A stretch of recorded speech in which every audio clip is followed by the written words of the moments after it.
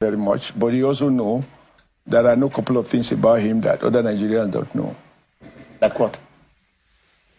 When he conspired with, I believe, who was the Senate president there now, it was an Electoral Act where they agreed that they doctored an act that was passed by the National Assembly and changed one or two words to give it a different meaning, including a provision that if a candidate dies, NEC can postpone election indefinitely. So people say they should put 6 months, say no, subject to the discretion of NEC. And that NEC was, who was the chairman of NEC that Iwu? Professor Morris. Yeah. I went to President Obasanjo as president of NEC, and I said, sir, you will not be able to fix all of Nigeria problems. No world government can. But there's something you can do. I believe you should commit yourself to laying a solid political substructure on which a future democracy will be built.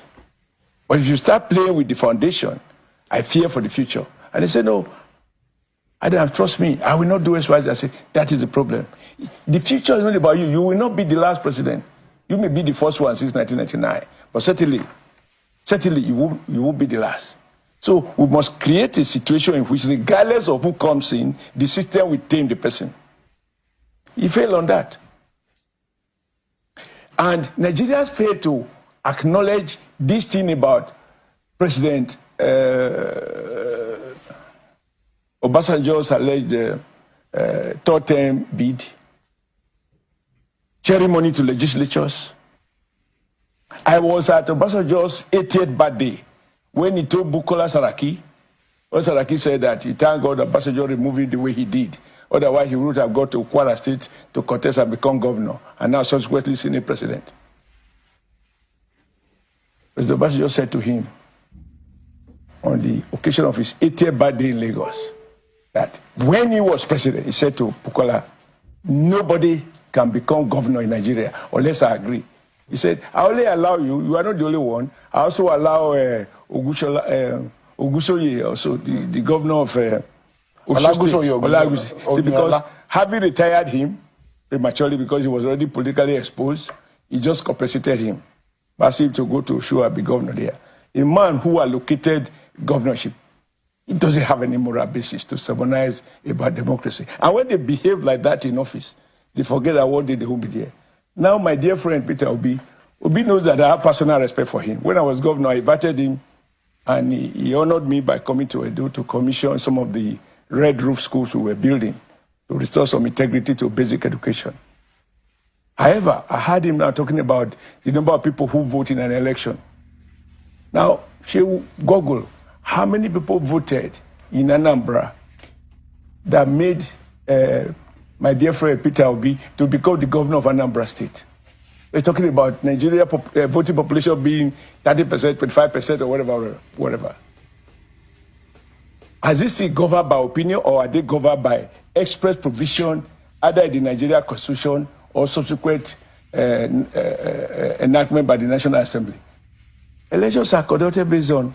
Now, let me even ask you, is it possible for two people to win an election? Obi went to court, say he won the election. I think we went to court, say he won the election. One of them must be lying, ab initio. Can two people validly win one election that require one person? And so when you parade people who have bitterness, here is President Obasanjo, who, because the Lagos State governor, now president, decided to create local governments and argued that local government should be autonomous.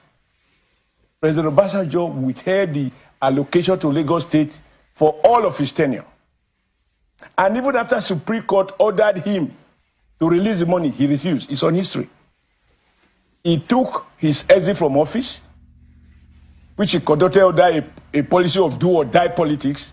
It's a record, video and print, that God-fearing President Yar'Adua is just unfortunate that each time you have a guy who have a heart of gold to bail us out, something happened.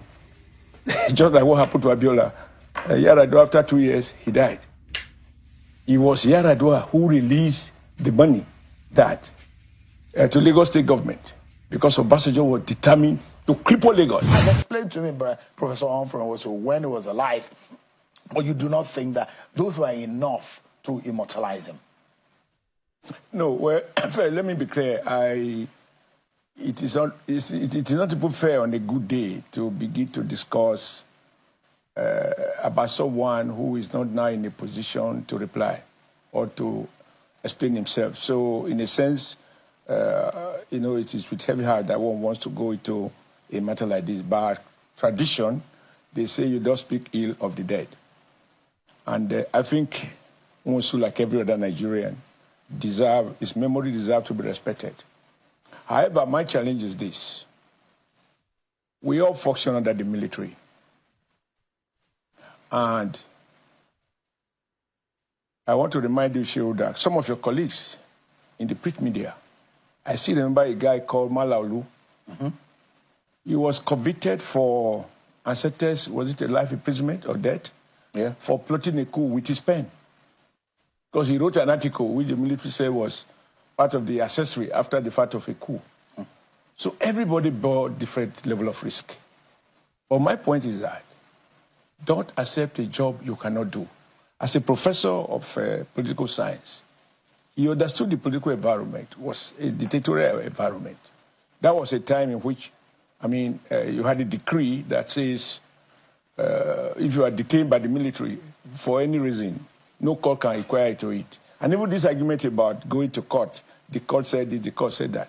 If you look carefully to the NEC law, it says that no court can stop. They always put those provisions where the military want to do something. They say, no, we study anything in the Constitution, that is the portion that they have not suspended, or any other enactment. No court can require it to XYZ. And you often hear judges say, my hands are tied. Of course, they also use judges when they want to. The fact that he can breach a court order and is not detained shows the limit to which this thing can happen. My concern was this. Having made people to queue and vote, knowing that we are that military environment, and the whole essence of that exercise was to transit from the military to civil rule. Now you have done everything, and in fairness, even the peaceful nature of the election, because I was old enough to vote. Some of those who were talking yesterday, I'm not sure they were old enough to vote. You had military presence everywhere. Nigerians were unanimous. Look, the worst of a civilian would be better. So however you want to vote, vote, don't fight, don't argue. I was in Kaduna, so Nigerians voted a peaceful election, and they had one. My point is that time, somebody said to me this evening, or this afternoon, an interview that he had with one young man. I don't know who the guy is. And I'm told it's about 80 years ago, he read that interview. That, they asked him not to proceed. He went to a meeting that he was not invited to, but they allowed him because he was familiar with the villas and all that. My point is, once you were convinced, you have the evidence, you have all the result that somebody has won, Abiola won the election. Announce it. If they are going to execute you, Nigerians will see. In any case, people were executed.